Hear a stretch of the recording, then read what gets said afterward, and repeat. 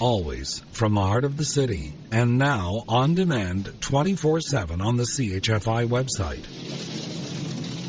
This is the soundtrack to accompany some cheap thrills. And I'm Don Jackson, around the world on the internet. I'm standing beside one of the rides at the amusement park. In this day and age, those thrills at the amusement park are not so cheap anymore. This hour, we're going for a wild ride with Lovers and Other Strangers from iTunes and CHFI.com. Bruce Hornsby under a carnival tent trying to get in out of the Mandolin rain, and Blue Magic's Sideshow, Lovers and Other Strangers from iTunes and CHFI.com. Being there can be riding the Ferris wheel together without ever leaving the ground. An excerpt from a writing called simply Being There. In a past issue of Glamour magazine's Couple Time column was this: screaming your head off on an amusement park ride not only reduces stress, it also gives couples a thrill. Rides like very mild roller coasters and horror houses give us a surge in adrenaline and endorphins, both of which can make us feel more amorous, says New York City psychologist Judy Kiriansky. Scary rides also make us feel more intimate because they bring couples in close physical contact with each other and foster we're in this together feeling. Kiriansky observed couples at Universal Studios, Florida, for 6 months and found that before rides like Jaws and Back to the Future, couples' body language was very closed. They'd stand in line with their arms crossed, she says. After the rides, they were much more affectionate, laughing, hugging, holding hands. Not every ride has this effect, cautions Kiriansky. The most romantic rides are those that create a medium state of excitation. When you're worried about keeping your lunch down, romance is the last thing on your mind. An excerpt from a past issue of Glamour magazine's Couple Time column, Lovers and Other Strangers, from iTunes and CHFI.com. Roch Voisine higher and 5 for fighting with Superman. I'm Don Jackson with Lovers and Other Strangers from iTunes and CHFI.com. The route goes something like this: a slow, anticipatory climb to the height of a 15-story building. A sudden drop, then a tangle of corkscrews and doublebacks on a metal spaghetti track at speeds that would get any road driver arrested. Physics and technology have turned the old-fashioned wooden roller coaster, always a magnet for thrill seekers, into a psychological near-death experience. In other words, a blast. An excerpt from an article in the August 1991 issue of Glamour magazine. And since then, they've gotten worse. Forget sitting down. Now you can stand upside down, and even lie down. My best friend just can't get enough of the stand-up roller coaster. If my kids want to do that ride, they can go with him or their friends. And this comment from a woman quoted in the Private Time column of the June 1992 issue of Glamour magazine, and I quote, "The best stress relief I ever had during a workday was taking a roller coaster ride. Wearing suits, high heels and all, my intern and I escaped at lunch to scream our heads off on the ride after a particularly stressful morning in the advertising business. You should have seen the looks we got. It was such an out-of-character, outlandish thing to do that it restored our sense of humor." and we had a very productive afternoon.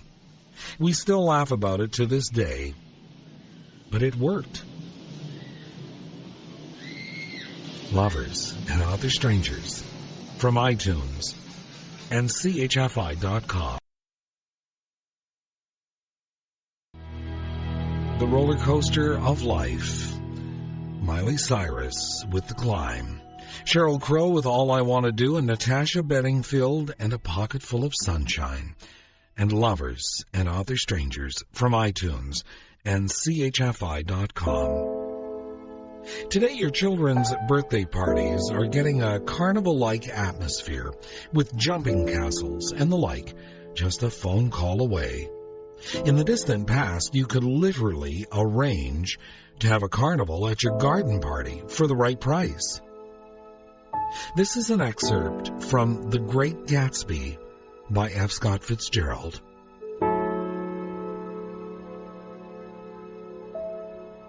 I believe that on the first night I went to Gatsby's house, I was one of the few guests who had actually been invited. People were not invited, they went there. They got into automobiles which bore them out to Long Island, and somehow they ended up at Gatsby's door. Once they were introduced by somebody who knew Gatsby, and after that, they conducted themselves according to the rules of behavior associated with amusement parks. Sometimes they came and went without ever having met Gatsby at all, came for the party with a simplicity of heart that was its own ticket of admission. F. Scott Fitzgerald in The Great Gatsby. Lovers and Other Strangers from iTunes and CHFI.com.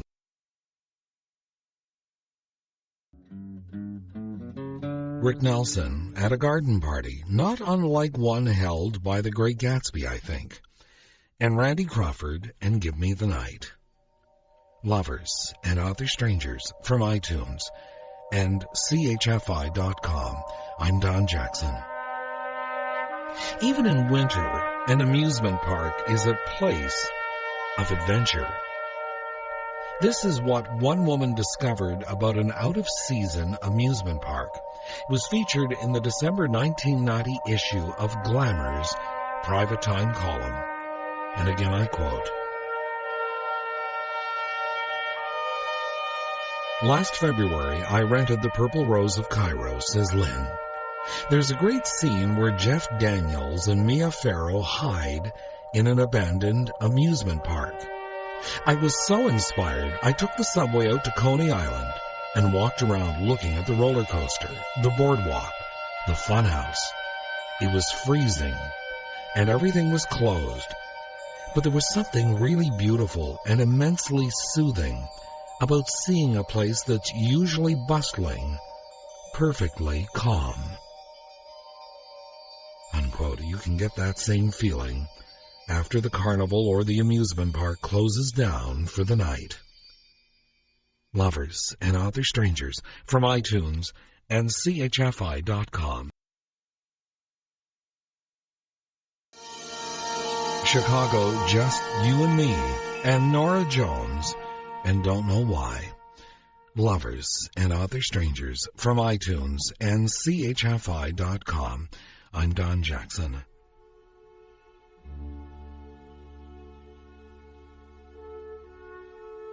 All good things must come to an end, but not before you get the chance to take your sweetheart to the carnival or amusement park by night.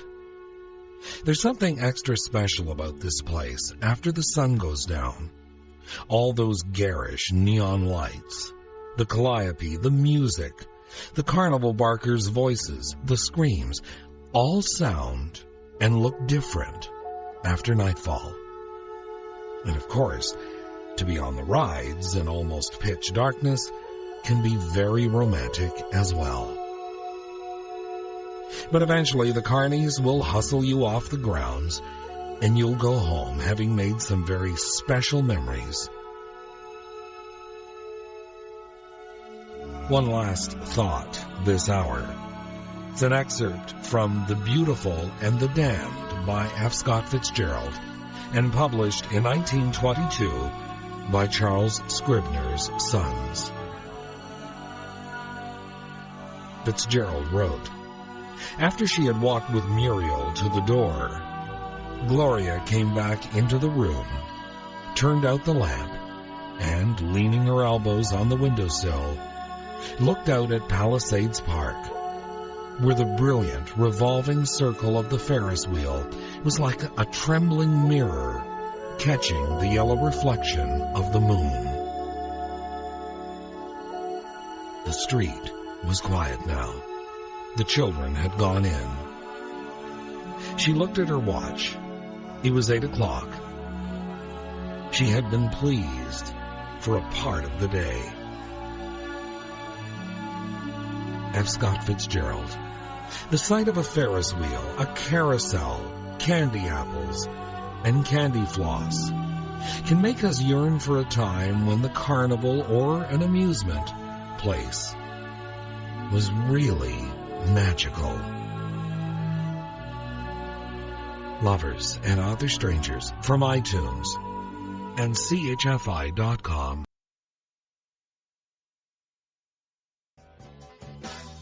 Good night, sweet dreams. I'm Don Jackson.